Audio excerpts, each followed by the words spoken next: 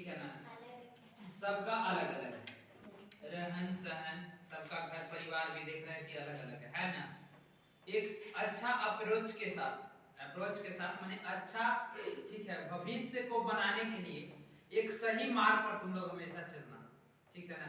मेरा यही तुम लोग से क्या रहेगा, उम्मीद रहेगा, समझा बात को। और तुम लोगों को इस बात को हमेशा ध्यान रखना, कहीं भी रहना जिंदगी में, लेकिन एक चीज याद रखना कि हमेशा दो को जरूर लेकर के चलना, एक सही और एक गलत।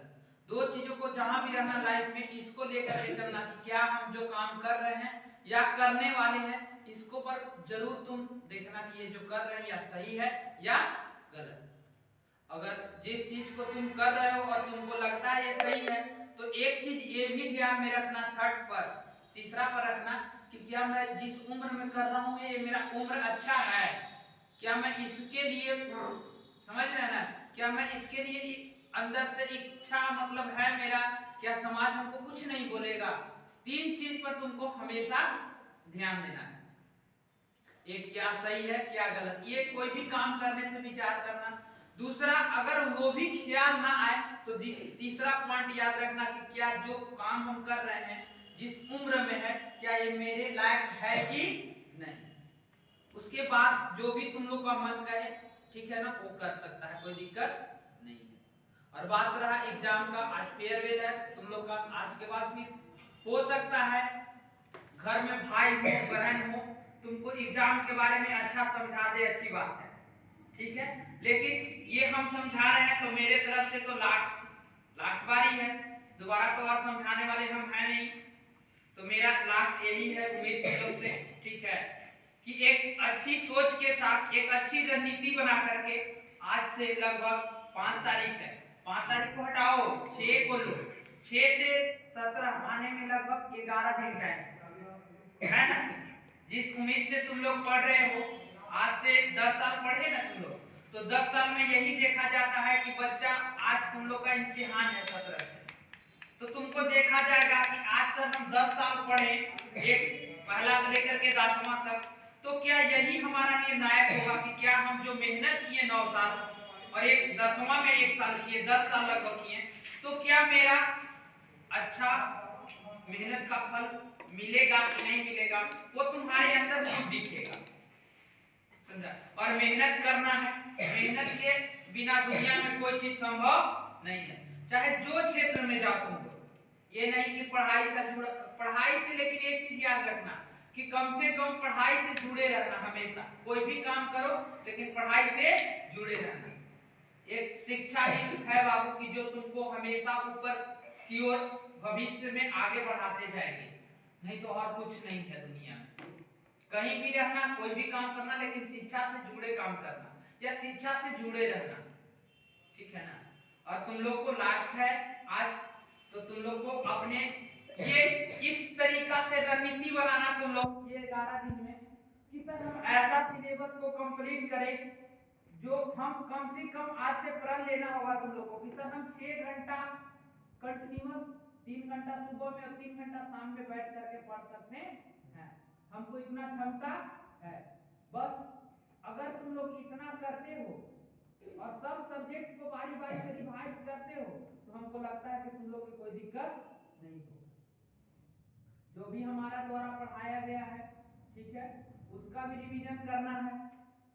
प्लस में जहां से तुमको पढ़ाई के बारे में जो क्लास 10 के जो एग्जाम दे रहे हैं आप लोग, जहां से आपको क्लू मिलता है, यानी कि जहां से आपको सुविधा पहुंचता है, आप वहां से सुविधा ले सकते हैं। लेकिन याद रखना एक चीज कि सर हमको कम से कम 3 घंटा सुबह में और 3 घंटा शाम में, आज 11 तारीख से लेकर के 16 तारीख तक लगभग 11 दिन,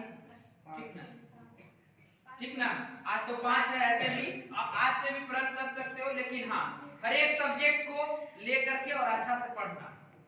बात रहा बोर्ड में, जैसे ही जाओगे तुम लोग, बोर्ड का एग्जाम जैसे ही 17 तारीख को तुम लोग जाओगे, तो एंट्री के लिए तुमको एडमिट कार्ड और आधार कार्ड, इसके अलावा दुनिया के कोई चीज तुमको नहीं देखेगा।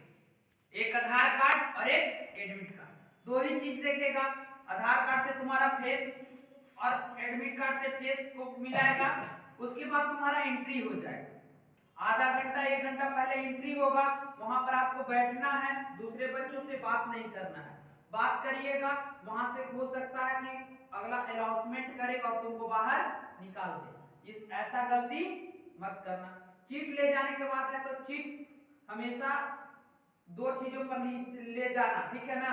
हमेशा चीट की बात कर रहे हैं। अगर चोरी ही करना होगा तो जो बच्चा तेज होता है वही चोरी करता है। तो ऐसा ले जाना कि जो टकर जाए, इन्हें की ले जाना फालतू में ले जाके गेट पे धरा जाना, ऐसा मत करना। ऐसा चीज ले जाना जो क्या करता है,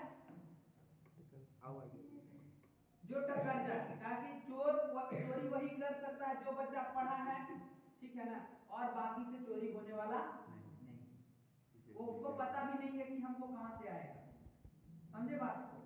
तो इस बात को ध्यान में रखते पहला पॉइंट बताएं कि जब प्रवेश लोगे तो 2 चीज लेके अनिवार्य जाना है, एक एडमिट कार्ड और दूसरा आधार कार्ड, ठीक है। प्रवेश हो जाएगा, वहां पर बैठोगे तो तुरंत तुम्हारा ऑब्जेक्टिव के क्वेश्चन आएगा, क्वेश्चन मिलेगा, ऑब्जेक्टिव कॉपी मिलेगा, ठीक है जी। जो सब्जेक्ट होगा जैसे साइंस और आर्ट्स में 80 का ऑब्जेक्टिव देगा, जिसमें आपको 40 बनाना है, इससे ज्यादा 2 सब्जेक्ट में याद रखना, एक एसएसटी में और एक साइंस में 80 नंबर के रहेगा ऑब्जेक्टिव। तो आराम से 40 को 1 से लेकर के 80 को में देखना है कि सर हमको 1 से लेकर के 80 को में 40 को जॉन क्वेश्चन आता है उसका आप रंग सकते हैं। ये नहीं कि हम एक लाइन से 40 को ही रखेंगे तभी देगा, नहीं, 1 से लेकर के 80 तक में लगभग आपको एकदम 40 को ही रखना है, इससे ज्यादा नहीं।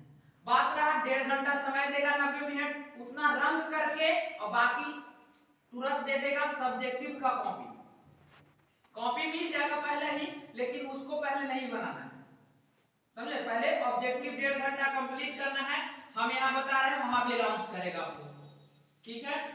आराम से कॉपी मिलेगा तो याद रखना कि उसमें सर प्रश्न जो कॉपी कोड आता है वो लिखेला रहता है, प्रश्न कोड, ठीक है। और कॉपी नंबर भी लिखने के लिए, रोल नंबर लिखने के लिए आता है, ठीक है ना, और रोल कोड भरने के लिए आता है, इतना चीज आता है। और अपना नाम भरने के लिए नहीं आता है सर, नहीं आता है, लिखा हुआ आता है वहां पे, ठीक है। तो ऐसे करके आप क्या करिएगा, अपना पूरा अच्छा से दे लीजिएगा। और 1.5 घंटा क्या, 1.5 घंटा ऑब्जेक्टिव और 1.5 घंटा सब्जेक्टिव, 3 घंटा में आपका टोटल एक सब्जेक्ट का एक दिन का क्या हो जाएगा, पेपर खत्म हो जाएगा। तो इस तरह से एग्जाम देना, ध्यान रखना। और मैथ और संस्कृत और हिंदी, यही 3 सब्जेक्ट ना बचा, और इंग्लिश। तो इसमें 100 ऑब्जेक्टिव देगा, जेकरा में से 50 को ही बनाना है, 50-50 सब में। याद रखना हमेशा कि 1 से लेकर, हमेशा बच्चा गलती करता है कि ना हम 1 से लेकर के 50 तक आंसर आ रहा है ओकरे में ढूंढे रह जाता है। 100 में से हमको 50 को पूरा करना है, ये नहीं कि 1 से लेकर 50 तक या 50 से लेकर के 100 तक एक लाइन से रखेंगे, नहीं। जो प्रश्न आएगा ऑब्जेक्टिव में क्वेश्चन उसको देखेंगे, आ रहा है तो ठीक है, नहीं आ रहा है तो उसको छोड़ करके अगला पर ध्यान देंगे। सब्जेक्टिव में भी उसी तरह करना है, 2 नंबर वाला पहले आएगा, 5 नंबर वाला, तो 2 नंबर वाला में जो जो आता है उसको लिखिएगा, और जो जो ना आता है उसको, जैसे पहला दूसरा तीसरा, तो हमको दिया है सर कि पहला का उत्तर नहीं आ रहा है तो पहला के छोड़ करके दूसरा का उत्तर देंगे।